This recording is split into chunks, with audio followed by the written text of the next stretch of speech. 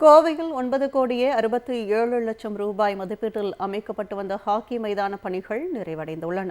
கோவை மாநகரில் ஏராளமான ஹாக்கி வீரர்கள், வீராங்கனைகள் உள்ளனர். பயிற்சி மற்றும் போட்டிகள் நடத்த ஏதுவாக கோவையில் அரசு சார்பில் ஹாக்கி மைதானம் அமைத்து தர வேண்டும் என கோரிக்கை எழுந்தது. இதனைத் தொடர்ந்து ஹாக்கி மைதானம் அமைப்பதற்காக மாநகராட்சி சார்பில் 9,67,00,000 ரூபாய் நிதி ஒதுக்கப்பட்டு மைதானம் அமைக்க துணை முதலமைச்சர் உதயநிதி ஸ்டாலின் அடிக்கல் நாட்டினார்.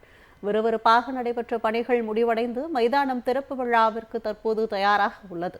இந்த மைதானம் 6,500 சதுர அடி பரப்பளவு கொண்டது. மைதானத்தை சுற்றிலும் கம்பி வேலிகள் அமைக்கப்பட்டு உள்ளன.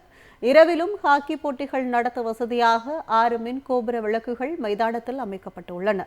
மேலும் வீரர்கள், வீராங்கனைகள் உடைமாற்றும் அறைகள், ஓய்வறை, கழிப்பறை உள்ளிட்டவையும் அமைக்கப்பட்டுள்ளது. ஹாக்கி மைதானத்திற்கு தேவையான தண்ணீர் வழங்குவதற்காக குடிநீர் தொட்டி கட்டப்பட்டுள்ளது. இந்த ஹாக்கி மைதானத்தை துணை முதலமைச்சர் உதயநிதி ஸ்டாலின் விரைவில் திறந்து வைக்கிறார். இந்த மைதானம் கோவை மட்டுமன்றி அருகில் உள்ள மாவட்டங்களை சேர்ந்த ஹாக்கி வீரர், வீராங்கனைகளுக்கும் வரப்பிரசாதமாக அமைந்துள்ளதாக தமிழ்நாடு அரசிற்கு பொதுமக்கள் நன்றி தெரிவித்தனர்.